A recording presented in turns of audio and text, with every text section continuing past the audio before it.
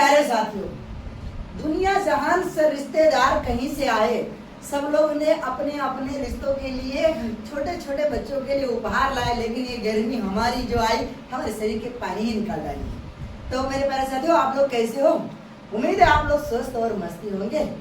आज आपके लिए नया अध्याय लाए हैं जो अभ्यास 1B है, कक्षा 8 के गणित का अभ्यास 1B जो पहले चैप्टर का है। हमने 1A तो खत्म कर लिया था, अब हमारा अभ्यास 1B है।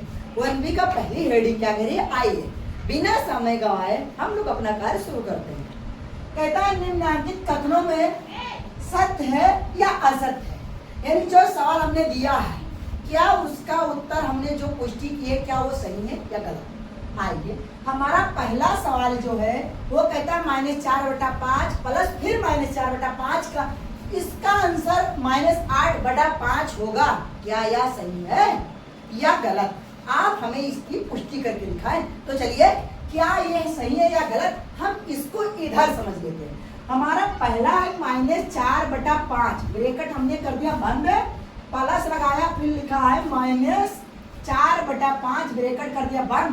आइए हम हल कर लेते हैं, यानी -4/5 को रहने देते हैं और इस प्लस को अंदर एंट्री मार देते, प्लस माइनस माइनस, यानी बात करें माइनस और ये भी माइनस, -4/5।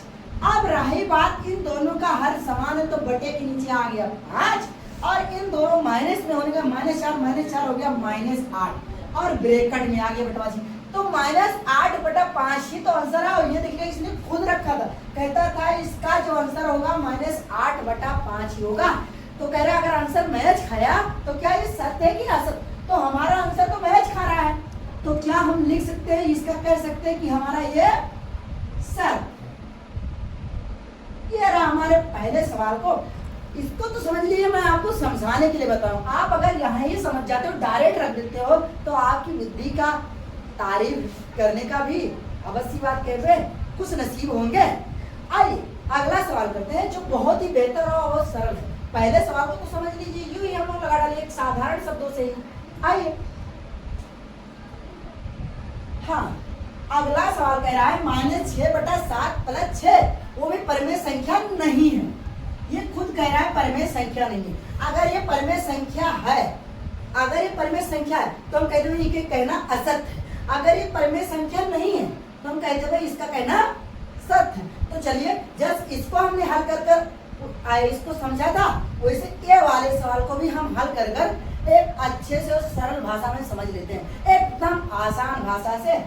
आई -6/7 हमने रखा प्लस 6। अब ब्रैकेट मनो इच्छा है लगाओ या ना लगाओ, हमारी जरूरत है तो लगाएंगे, मनो नहीं लगाएंगे, उसकी आवश्यकता नहीं, क्योंकि हमको केवल इसको समझना है, हमें कोई थोड़ी पूरी तरह से व्याख्या ही करना जरूरी है।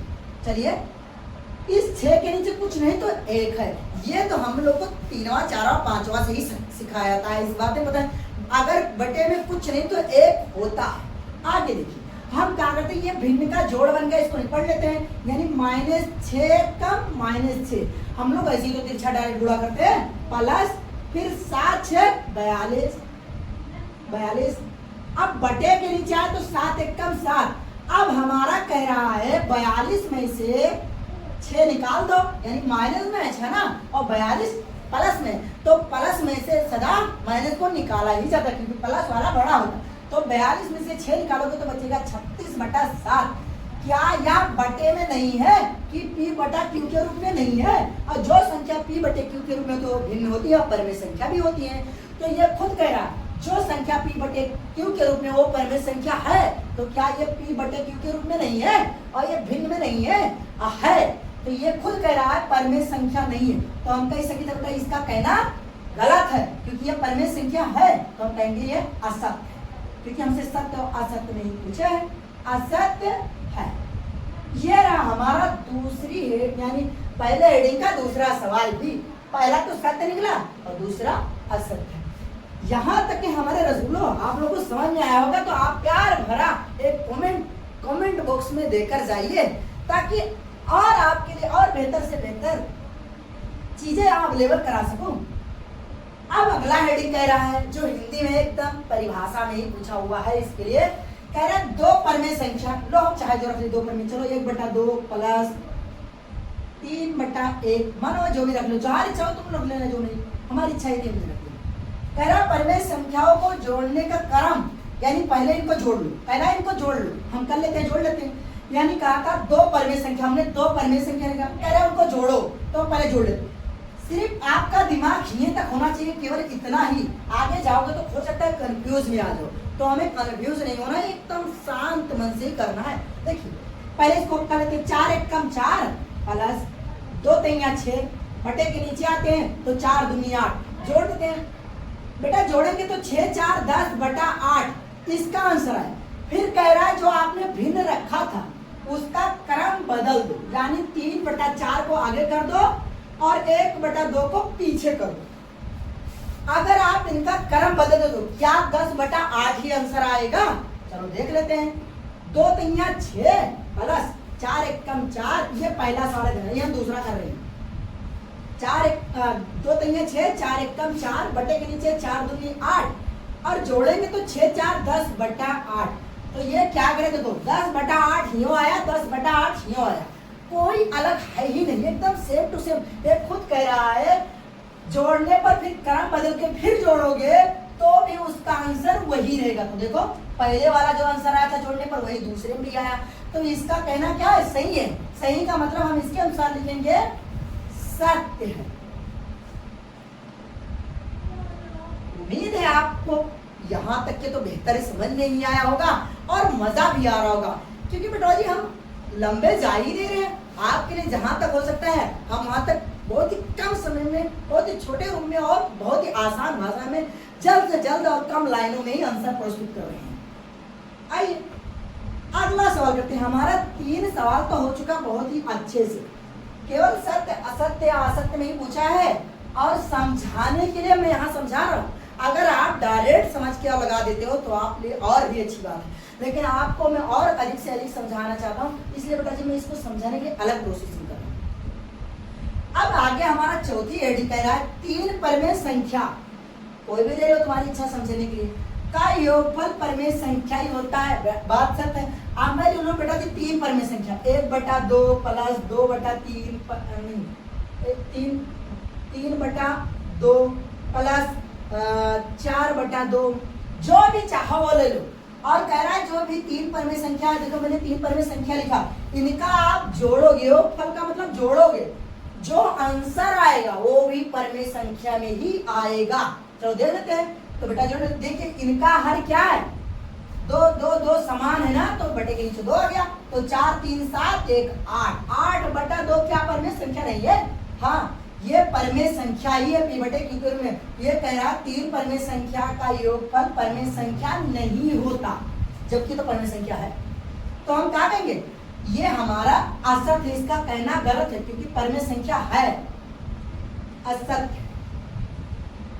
योगफल सदा परिमेय संख्या ही लेकर आता है। ये रहा हमारे प्यारे रसगुल्लो, इस हेडिंग के चारों के चारों सवाल लग गए। अगला सवाल करने के लिए हम अगला स्टेप, जो हमारा दूसरा हेडिंग है, दूसरा हेडिंग क्या कह रहा है, चल के देख लेते हैं क्या कह रहा है। हाँ मेरे प्यारे साथियों, उम्मीद है आप लोग को जो पहली हेडिंग का 4 सवालें थी वो चारों के चारों बहुत ही बेहतर समझ में आए होंगे और काफी दमदार भी रहे होंगे और मजा भी आया होगा। अब हमारा अभ्यास 1B का जो दूसरी हेडिंग कह रहा है उसे करते हैं, वो भी एकदम आसान भाषा से, और ये सवाल को थोड़ा जल्दी किया जाएगा, क्योंकि बेटा जी आप लोग तो बैठकर आराम से ठंड के मौसम में भी देख रहे होंगे, बाहर भी जाकर देख रहे होंगे, लेकिन दोस्तों यहाँ गर्मी से मेरा पसीना बाहर निकल रहा है, इसलिए मैं चाहूंगा इसको थोड़ा सा जल्दी ही किया जाए, ताकि मैं भी थोड़ा सा बाहर जाकर ताजी हवा का आनंद ले सकूं। आइए, निम्नांकित परिमेय संख्या हमसे कह क्या रहा है, निम्नांकित परिमेय संख्याओं को जोड़कर बताइए कि योगफल जो आएगा वो परिमेय संख्या में ही आएगा, यानी जो आंसर आएगा इनका वो परिमेय में होगा या नहीं। आइए कर लेते हैं। पहला सवाल कह रहा है -3/4 और 3 कर लेते हैं। -3/4 -3/4 और ये आगे ब्रैकेट है तो इच्छा है तो लगाओ या ना लगाओ। और हमारा कह रहा है योगफल, योगफल का मतलब होता है प्लस, यानी हमें और की जगह प्लस लगाना है, बट ये आ गया 3। अब 3 के नीचे कुछ नहीं तो मेरे प्यारे रसगुल्लो, कुछ नहीं तो एक जरूर होगा और हर एक ही संख्या में रहता है। आइए आगे करते हैं। अब भिन्न का जोड़ तो हमें पता होता है आसान भाषा से, -3 है कम -3 यानी तिरछाई तो गुणा होता है। और आते हैं बीच में लाके प्लस 4 तिया 12 बटे के नीचे आते हैं 4 एक कम 4। यहां तक कि तो आप लोगों को समझ में आया ही होगा। अब कह रहा है 12 में से 3 निकाल दो, यानी 12 में से अगर हम 3 निकाल देंगे तो हमारा जो आंसर आएगा वो 9/4। इस आंसर को दोस्तों हम यहां लिख दें ताकि वो सवाल भी बच जाए जगह लगाने के लिए। 9/4 क्या यार 9/4 P बटे Q के रूप में नहीं है ना, ये है। और जो संख्या P बटे Q के रूप में होती है वह संख्या परमेय संख्या ही होती है। तो हम लिख सकते हैं, ये खुद कह रहा है परमेय संख्या है अथवा नहीं, तो हम कहेंगे परमेय संख्या ये है, परमेय संख्या है। ये रहा हमारा पहले सवाल का आंसर 9/4 और ये परमेय संख्या है, तो इसका कहना सत्य है। आगे आइए, दूसरा सवाल हमारा क्या कर रहा है उसे भी देख लेते हैं, जो हूबहू इसी के जैसा ही लगाना, कुछ भी अलग नहीं है।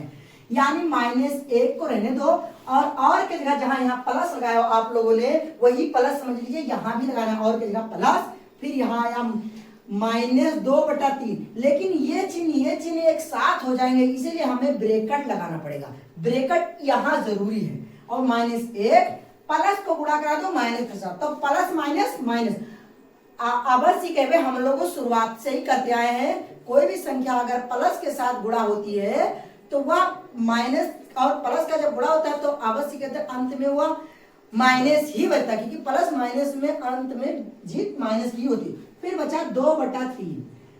अब फिर हमें भिन्न बनाने के लिए इस बटे के नीचे इसका एक रंग भरना होगा, क्योंकि हमें पता है इसके नीचे कुछ नहीं तो बटे में 1 है। आगे इस 3 को इससे गुणा करते यानी -3 एक कम 3 और जो 3 आया वो भी माइनस में हो जाएगा। फिर 2 एक कम 2 ये भी माइनस में हो जाएगा। बटे के नीचे आते हैं 3 एक कम 3 बराबर 3 2 5 3 2 5। क्या ये P बटे Q के रूप में नहीं है? -5/3 बेटा बाजी इसके कहे अनुसार परमेय संख्या, यानी खुद कह रहा है परमेय अथवा नहीं, तो हमारी -5/3 क्या है? परमेय संख्या है, परमेय संख्या है। ये रहा दोस्तों हमारी पहली दूसरी हेडिंग का भी दोनों के दोनों सवाल लग गए। उम्मीद है आप लोगों को दूसरा हेडिंग में बहुत ही बेहतर और अच्छे से समझ में आया होगा। लेकिन दोस्तों हम इसको थोड़ा सा अधिक कम समय करने के लिए थोड़ा शीघ्र किए हैं। अगर कोई त्रुटियां हुई हो तो आप लोग अपना अवश्य कहें कि जो भी डाउट हो आप हमें कमेंट बॉक्स में बताएं, हम अगली वीडियो में उसका सुधार करने का पूरी कोशिश करेंगे और बेहतर बनाने के लिए और भी कोशिश जारी रहेगी। तो दोस्तों आज के लिए बस इतना ही, अब हम अगली बार मिलेंगे। अगर आप लोग को ये सवाल समझ में आया है तो मेरे तरफ से एक छोटा सा उपहार अवश्य के हुए स्वीकार कीजिए आपके लिए। अगर आप लोग यह अंत तक वीडियो देख रहे हो तो ये सवाल मेरे तरफ से है, आप लोग इसको लगा के कमेंट बॉक्स में इसका आंसर दीजिएगा। हम अगली बार आप लोग का उस बच्चे का जरूर नाम लेंगे जो इसका आंसर सटीक देगा। तो मेरे तरफ से सवाल है -5/4 और -2, इसका आंसर कमेंट बॉक्स में देना है। अगर आंसर आपने उचित दिया तो मैं अगली वीडियो में आपका नाम जरूर लूंगा। तब तक आप कोशिश करते रहिए, और भी किसी टॉपिक से अगर आपको डाउट हो तो आप उस विषय में हमें कमेंट कीजिए, हम उस पर अगली बार जरूर चर्चा करेंगे। आप तब तक प्रयास करते रहिए और मेरे ये सवाल जरूर लगाइएगा। चलिए।